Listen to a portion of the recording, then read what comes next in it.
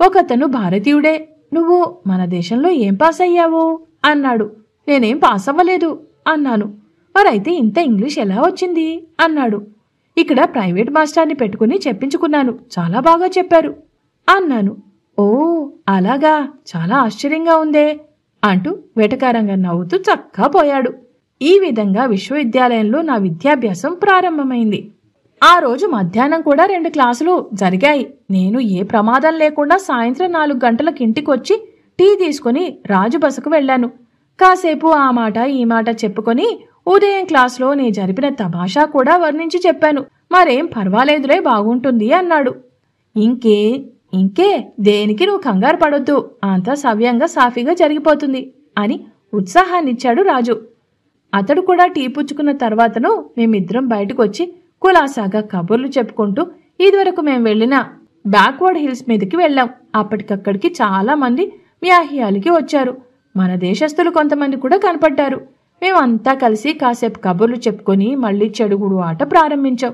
ఆట ప్రారంభించేసరికి ఆ చుట్టుపక్కనున్న యువతీ యువకులు కూడా చాలా మంది మా ముందుకు చేరారు. మేం మంచి హుషారుగా ఆట సాగించాం. నేను మా ఊళ్ళో నాకున్న అనుభవాన్ని బట్టి, నా ఆటను బట్టి కిందటి మాటే నన్ను నాయకునిగా ఎన్నుకున్నారు. మేము ఆట ఆడుతుంటే ప్రేక్షకులు ఉత్సాహం ఎక్కువై వాళ్లల్లో ఈలలు, చప్పట్లు, హిప్ హాప్, హుర్రేలు మిన్నంటాయి. మా ఆట ముగించగానే ప్రేక్షకుల్లో నుంచి మా వయస్సు కుర్రవాళ్లు ఓ 10 మంది వచ్చి మమ్మల్ని కూడా చేర్చుకొని మాకీ ఆట నేర్పితే కాని వీలు లేదని బలవంత పెట్టారు. సరే రండని కొంతమందిని చేర్చుకొని ఈ ఆట పద్ధతేమిటో, దీని నియమాలేమిటో అన్నీ 10 నిమిషాలు వాళ్లకు బోధించి బరిలోకి దింపాం. ముందు మా వాళ్లు కూత ప్రారంభించారు. మమ్మల్ని పట్టుకోవడం ఎదుటి వాళ్లకు తెలియక కొంచెం తికమక పడ్డారు. తరువాత ఎలాగైతేనేం ఒకడిని పట్టుకుని బయటికి పంపించగలిగారు. అప్పుడు ఎదుటివాళ్లు కూతకు రావాల్సి వచ్చింది. ఓ స్కాచీ కుర్రవాడు ముందుకొచ్చాడు. వాడికి కూత ఎలా ప్రారంభించాలో తెలియక ముందు మా వైపు కురికి ఓఎస్ వెల్ వెల్ అంటూ మొదలుపెట్టాడు. అది పనికిరాదని మేం పేచి పెట్టి వాడికి మళ్లీ బోధ ప్రారంభించాం. వాడికి ఎంతసేపు చెప్పినా హారిబుల్ చెప్పించలేకపోయాను. ఎంతసేపు చెప్పినా కొంతసేపు వెల్లని, కొంతసేపు డెల్లని, కొంతసేపు బెల్లని చెప్పేవాడు. పోనీ ఏమన్నా తర్వాతను మట్టుకు గుక్క తిప్పుకోకుండా డూడూడు అనమన్నాను. వాడు చచ్చిన ఆ అక్షరం మీద ఆపి గుక్క పట్టలేకపోయాడు. పోనీ ఓ పద్దు ఇంగ్లీష్లోనే ఇష్టం వచ్చిన అక్షరం పలుకుతూ గుక్క పట్టమన్నాను. పోనీ ఏ అక్షరం లేకుండా ఊరికే ఆగకుండా అనమన్నా వాడికి చేత కాలేదు. ఇంక చాలు బాబు, నీకు చెప్పడం మాకు కాదు కదా, నన్ను సృష్టించిన బ్రహ్మతరం కూడా కాదు అన్నాను. దాని భావమేమిటో వాడికి అర్థం కాలేదు. అర్థమయ్యేటట్టు చెప్పడం కూడా నా ఉద్దేశం కాదు. అయినా వాళ్ళు ఆట నేర్చుకోవాలనే కుతూహలం ఎక్కువైంది వాళ్ళు. మీరెలాగైనా చెప్పి తీరాలని పట్టుబట్టి నన్ను బలవంతం చేయటం మూలాన నాకేదో చెప్పక తప్పింది కాదు. అందుకని బాబులు ఓ పని చేద్దాం, 2 చిన్న మాటలు ఇంగ్లీష్లోనే తొందరగా అంటుండడం నేర్చుకోండి. గుక్క పట్టక్కర్లేదు, మధ్యన ఊపిరి తీసుకోవచ్చు. మాట వరుసకు వెల్కమ్ అనో కమిన్ అనో తొందరపడి అనండి చూద్దాం అన్నాను. వాళ్ళు 4 మాటలు కలిపి వెల్కమ్ కమిన్ అని తొందరగా అనలేకపోయారు. ఈ పారం జరుగుతుండగా మన భారతీయులే ఉత్తర దేశస్థులు కొంతమంది వచ్చి వాళ్ళు ఇందులో చేరతామన్నారు. వాళ్లకు ఇదే పద్ధతి నేర్పడానికి ప్రయత్నిస్తే వాళ్ళు తొందరగా ఆపలేకపోయారు. పోనీ వెల్కమ్ అని ఒక్కటే అనండి అన్నాను. 10 సార్లు అనేటప్పటికీ అది చెప్పడం కొంత కష్టమైపోయింది. వెల్కంలో కొందరికి ఎల్లోపించి కమ్మనో వెక్కనో మొదలుపెట్టారు. అందుకని ఇది కూడా వదులుకొని కమీన్ అనమన్నాను. అది కూడా కొందరికి తొందరగా అనడం ఇబ్బంది అయింది.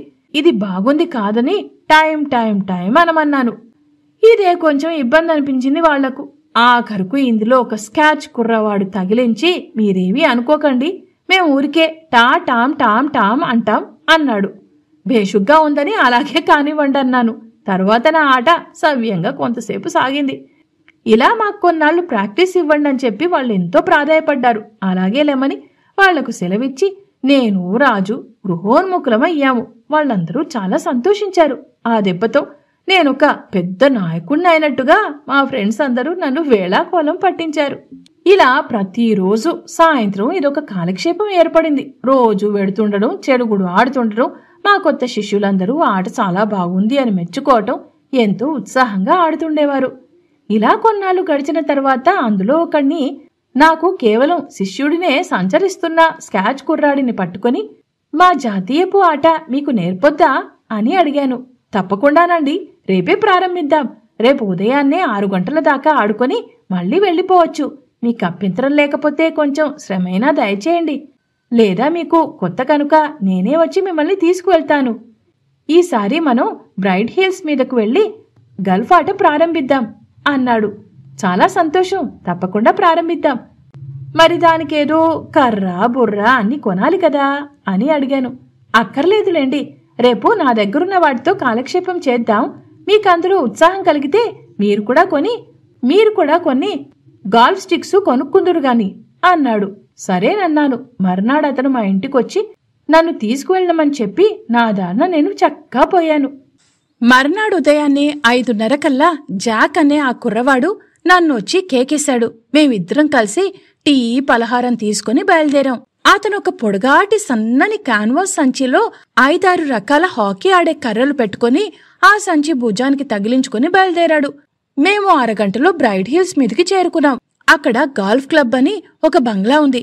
అక్కడికి వెళ్లి మా పేర్లు చెప్పి ఆ ఆటకు బయలుదేరాం. ఈ గుట్టలు సమప్రదేశం కాకపోయినా మెట్టపల్లాలుగా ఉన్నా అంత ఎక్కువ ఇబ్బంది అనిపించలేదు. అతను మా బస దగ్గర నుంచి బయలుదేరినది మొదలు ఇక్కడికి చేరే వరకు ఈ ఆట ఆడే పద్ధతులు, దాని నియమాలు, కట్టుబాట్లు ఎన్నో చెప్పాడు. ఆట ఒక సమప్రదేశంలో ప్రారంభమవుతుంది. అక్కడ్నుంచి బంతిని కొట్టుకుంటూ సుమారు 1 మైలు నడవవలసి ఉంటుంది. ఆ ప్రదేశం అంతా పచ్చగడ్డితో చెట్టు చేమా లేకుండా కంటికెంతో ఇంపుగా ఉంది. దారి పొడుగునా గడ్డి. ఎదక్కుండా ఏ రోజుకా రోజు మన జుట్టు కత్తిరించినట్టు దగ్గరగా అంటకత్తెర వేస్తుంటారు. నేలంతా తడుపుతూ ఉంటారు ఎప్పటికప్పుడు.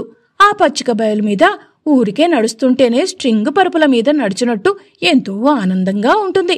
దానిమీద ఆటగాళ్లు తప్ప అస్తమానం అందరూ నడవకూడదట. ఆట ప్రారంభమయ్యే చోట చిన్న బంతి, మన బ్యాడ్మింటన్ బంతంతా, అంతకన్నా కొంచెం చిన్నదే, కానీ క్రికెట్ బంతిలా చాలా గట్టిగా ఉంటుంది.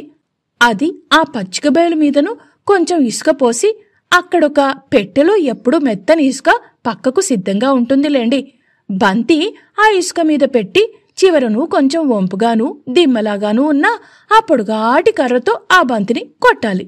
కొంత దూరం ఆ బంతిని కొట్టుకుంటూ వెడితే ఫర్లాంగుకి ఫర్లాంగుకి ఓ చిన్న చతుర ప్రదేశం మధ్యను ఓ రంధ్రం ఉంటుంది. అది నేలలోకి ఉంటుంది. ఈ బంతిని ఆ రంధ్రంలోకి పడేయాలి. ఎన్ని తక్కువ దెబ్బల్లో ఆ రంధ్రంలో ఈ బంతిని పడవేయగలిగితే అంత గొప్ప ఆటగాడన్నమాట. ఆ కొండ మీద ఇటువంటివి 18 రంధ్రాలుంటాయి. 9 రంధ్రాల వరకు క్లబ్ హౌస్ నుంచి దూరంగా వెళ్ళాలి. అక్కడి నుంచి మరో దారి నుంచి తక్కిన 9 రంధ్రాలు పూర్తి చేసుకుని క్లబ్ వైపు రావచ్చు. ఇదే ఈ ఆట. మొదటి రోజునే అన్న మాటేమిటి, 4-5 రోజుల వరకు అందులో సులువు బరువులు తెలియలేదు. ఈ ఆటలో అందమేమిటా అనుకుంటూ వచ్చాను. కాని వారం రోజులయ్యేసరికి అందులో సులువు మెలకువలు తెలుసుకోగలిగాను. నాకెంతో ఉత్సాహం బయలుదేరింది. ఇది చాలా శాస్త్రీయమైనటువంటి ఆట. దెబ్బ కొట్టే ముందు కర్రకి ఎంత ఊపివ్వాలో, ఎంత గట్టి దెబ్బ తగిలాలో, ఆ దెబ్బకు బంతి ఎంత దూరం వెడుతుంది, ఇవన్నీ మనసులో ఊహించుకుని అంచనా వేసుకుని దెబ్బ కొట్టాలి. ఆ దెబ్బ నేలకి తగలకూడదు. మొదట ఎంత కష్టపడ్డా 10-15 రోజులు, నెల రోజులు అయ్యేసరికి నేను ఒక మంచి ఆటగాన్నయ్యానని, సులువుగా ఇంత త్వరగా ఈ ఆట ఎలా వచ్చిందా అని అందరూ చాలా ఆశ్చర్యపోవడం మొదలుపెట్టారు. మా శిష్యుడు ప్రస్తుతం నా గురువు. అక్కడ ఎరుగున్న వాళ్ళందరితోటి నా సంగతి చెప్తే వాళ్ళు నమ్మలేక 15 మంది ఒక రోజున నా ఆట చూడ్డానికొచ్చారు. చూసి ఆశ్చర్యపోయారు.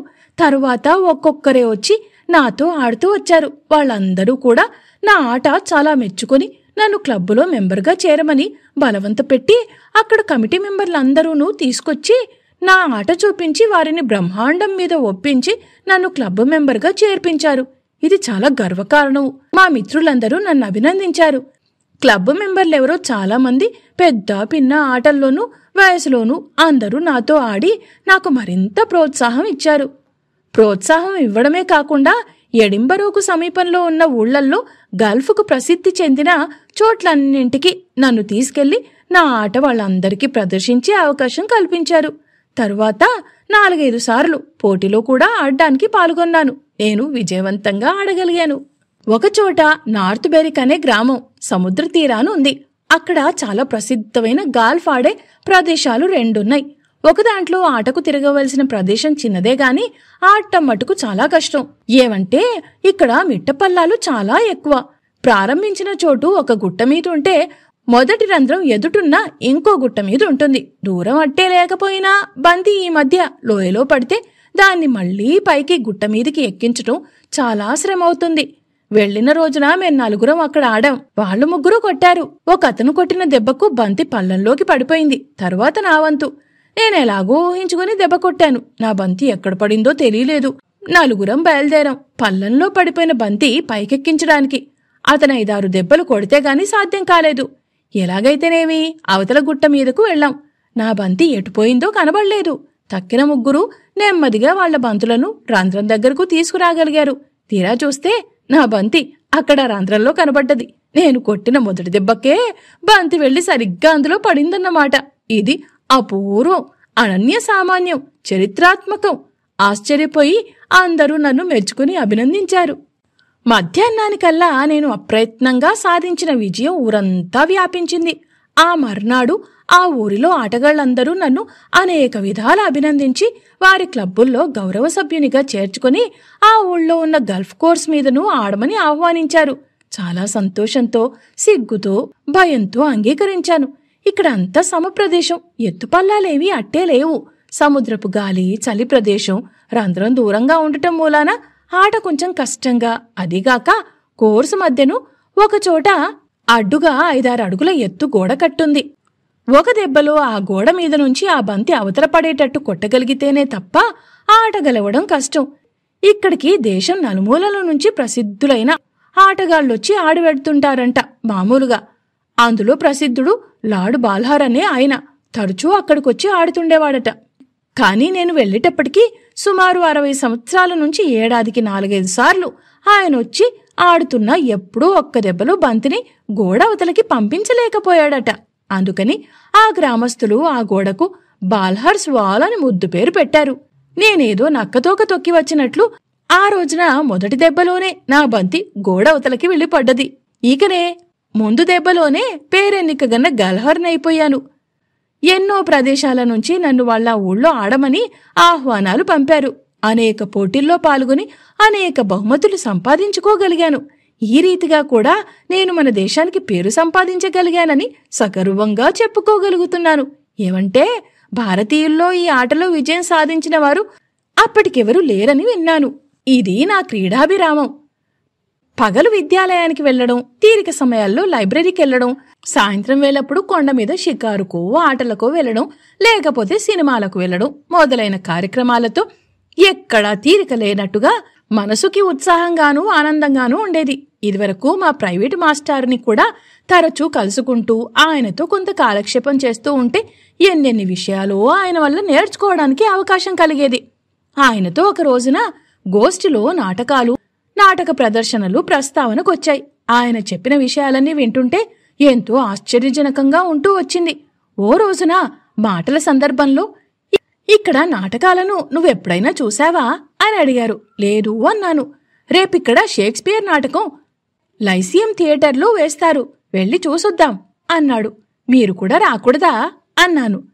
మీరు పక్కనుంటే నాకే సందేహాలొచ్చినా మిమ్మల్ని అడిగి తెలుసుకోవడానికి వీలుగా ఉంటుంది అన్నాను.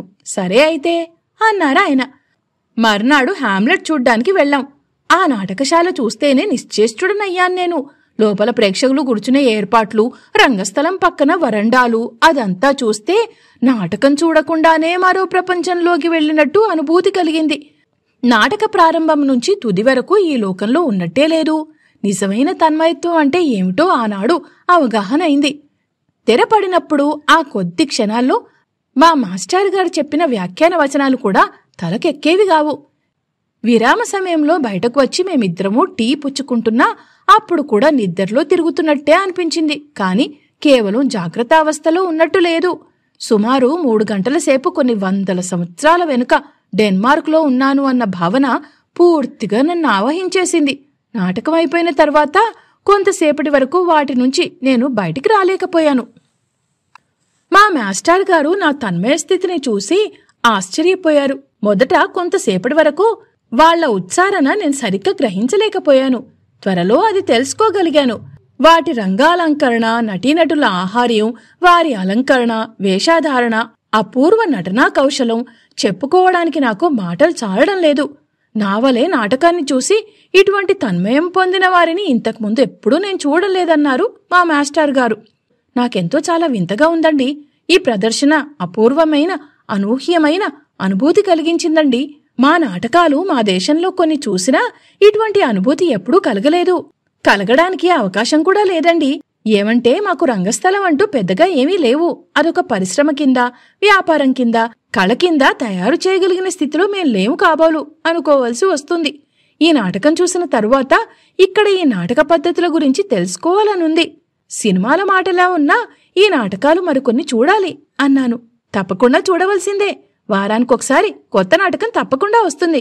నీకింత ఉత్సాహం ఉన్నందువల్ల నువ్వెళ్ళి చూస్తుండటం మంచిదే. ఇంకొక చిన్న సలహా ఏమిటంటే, నా పద్ధతిని బట్టి చెప్తున్నాను సుమా, నాటకం చూసి నిజమైన ఆనందం పొందాలి అంటే నీ ఒక్కడివే వెళ్ళడం మంచిది. నేను సాధారణంగా ఎప్పుడు ఇంకొకరితోటి వెళ్ళను. నేనొక్కడే కూర్చొని చూస్తుంటే కలిగే ఆనందం వేరు. మరొకళ్ళు పక్కన కూర్చొని ఏవో కబుర్లు చెప్తుంటే నీ ఆనందానికి భంగం కలుగుతుంది. మరి నాటకం మీద దృష్టి ఉండదు. అందుచేత నువ్వొక్కడివే కూర్చొని అలవాటు చేసుకోవడం మంచిది అంటాను నేను. మీరు చెప్పింది నిజమేను. నాకును అదే ఉద్దేశం కలిగింది అన్నాను. సెలవు తీసుకుని నా దారిన నేను వచ్చేశాను. నేను ఇంటికి వచ్చినా, భోజనం చేస్తున్నా నా మనసంతా ఆ నాటకానుభవంతోటే నిండిపోయింది. ఆ ఇంటావిడ ఏంటండి ఇంత పరధ్యానంగా ఉన్నారు అని 2-3 సార్లు హెచ్చరించినా తరువాత నేను నాటకానికి వెళ్లడం, అక్కడ పొందిన అనుభూతి ఆవిడతో చెప్పాను. ఆవిడ చాలా సంతోషించింది. ఇలా తరచూ నాటకాలు చూడ్డం అలవాటైపోయింది. దానివల్ల వాళ్ల సంభాషణ, ఉచ్చారణ నాకు బాగా వంటపట్టాయి. వాళ్ల వేషాధారణ, నటనా పద్ధతులు నన్ను ముగ్ధుల్ని చేసేశాయి. మా మాస్టర్ గారు చెప్పినట్టు నేనెప్పుడు వెళ్ళినా ఒక్కడినే వెళ్తూ ఉండేవాణ్ణి. సాంఘిక నాటకాలు, అందులో హాస్యరస ప్రధానమైన నాటకాలు నన్నెక్కువగా ఆకర్షించేవి. నేనెక్కువగా ఆనందించగలిగేవాణ్ణి. మన వాళ్ళెవ్వళ్ళూ ఏ ఒక్కరిద్దరో తప్ప నాటకాలకి రావడం నేను చూడలేదు. వాళ్లకా భాష అర్థమయ్యేది కాదట. ప్రహసనాల్లో ఆ హాస్యం వాళ్లకు తెలిసేది కాదట. నేను మట్టుకు చాలా ఆనందించేవాడిని. ఒకరోజున ఏదో ఒక కామెడీ చూడ్డానికి వెళ్లాను. ఒంటరిగా రాగానే నా పక్కన ఒక అమ్మాయి కూర్చుంది. ఆమె కూడా ఒంటరిగానే వచ్చినట్లుంది. రెండో వైపున ఒక భార్యాభర్తలు కొంచెం పెద్దవాళ్లు కూర్చున్నారు. నా పక్కనున్న అమ్మాయికి అవతల ఒక యువ దంపతులు కూర్చున్నారు. ప్రహసనం బ్రహ్మాండంగా ఉంది. ఓ రంగాన్ని మించి మరొక రంగం. అందులో సంభాషణ చాతుర్యం. ఆ సంభాషణలు నటీనటులు చెప్పే రీతుల్లో స్ఫురించే విపరీతార్థం ప్రేక్షకులను చాలా ఆనంద తరంగంలో ఓలలాడిస్తున్నాయి.